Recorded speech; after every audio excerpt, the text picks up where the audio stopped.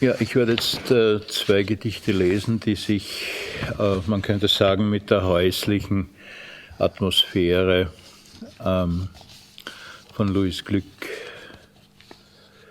beschäftigen. Das erste heißt Letter from Our Man in Blossom Time. Often and hastily churns emerald-feathered ferns, calling to mind Aunt Ray's decrepit framed fan, as it must have flickered in its heyday. Black-eyed Susan's rim blueberry display, however, is all on the outside. Let me describe the utter simplicity of our housekeeping. The water stutter fits and starts in both sinks, remaining dependably pure ice, veining the ceiling a convention of leaks, makes host of our home to any and all weather. Everything creaks, floor, shutters, the door. Still we have the stupendously adequate scenery to keep our morale afloat. And even Margaret's taking mouse holes in the moulding fairly well in stride. But, oh my friend, I'm holding back epiphany. Last night, more acutely than for any first time, her white forearms, bared in ruthless battle with the dinner, pierced me. I saw Venus among those clamshells, raw Botticelli. I've known no happiness so based in truth. Es ist interessant, welche Assoziationen da zusammenkommen, nicht? In einem Haushalt, der eigentlich über die Menschen, die dort wohnen, zusammenbricht. Da gibt es aber dann immer noch Venus among those clamshells, raw Botticelli. Das nächste Gedicht heißt Firstborn und beschäftigt sich mit einem nicht allzu interessanten Alltag. Firstborn. The weeks go by. I shelve them. They're all the same, like peeled soup cans. Beans sour in their pot. I watch the lone onion floating like Ophelia, caked with grease.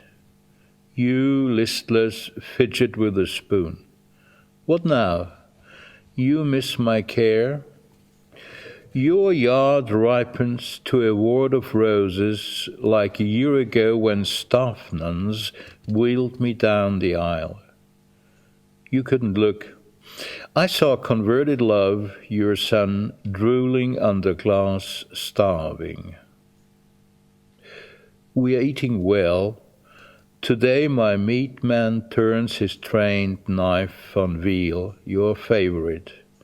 I pay with my life.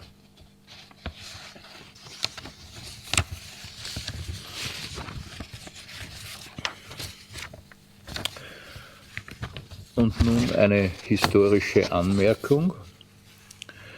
The Slave Ship. Sir, cruising for profit close to Portsmouth, we've not done well. All winds quarrel with our course, it seems, and daily the crew whines for fresh woman flesh or blood again. No gain accumulates, this time I fear with reason. There's no other news. A week ago we charged a trader stocked with Africans I knew for oil, but their skin fixed terror in my men's eyes. Against my will they mounted her, and in the slow dawn of Georgia stole her whole hold's gold and slew that living cargo.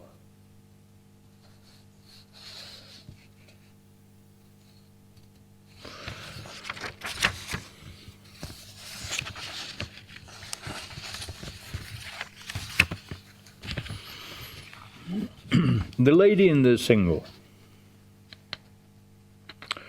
Cloistered as the nail and conch, in Edgartown, where the Atlantic rises to deposit junk on plush extensive sand, and the pedantic meet for a tea amid brouhaha, I have managed this peripheral still, wading just steps below the piles of overkill.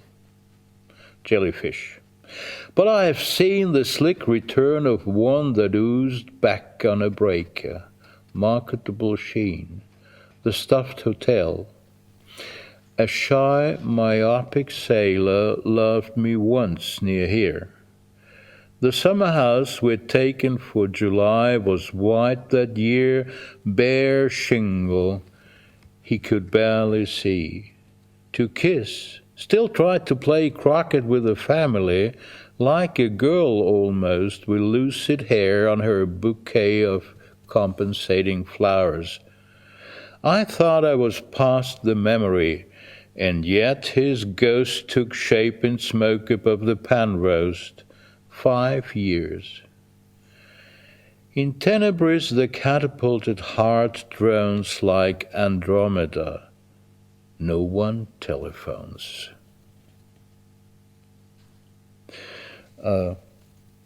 Robert, ich denke, das müsste heißen The Lady in the Shingle. Nicht Single. Ist, glaube ich, ein Druckfehler. Okay, wie auch immer.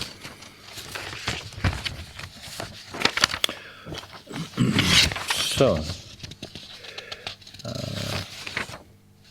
Ja.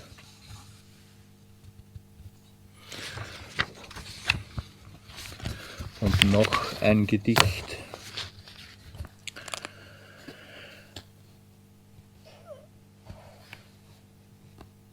Wo die Natur zu uns spricht. The Inlet. Words fail me. The ocean-traveling stone returns turquoise. Small animals twinkle in a haze of weed as this or that sequence of pot rattles with complete delicacy on the rotten vine. I know what's slipping through my fingers. In Hatteras, the stones were oiled with mud. The sunset leaked like steak blood, sank, and my companion weaved his fingers through my fingers. Woods Hole, Edgartown, the vineyard in the rain, the vineyard not in the rain fuming like snow in Worcester, like gas in the coal country. Grass and goldenrod come to me, milkweed covers me over, and reed. But this riddle has no name. I saw a blind baby try to fix its feast in tendrils of its mother's hair and get air. The air burns, the seaweed hisses in its cistern.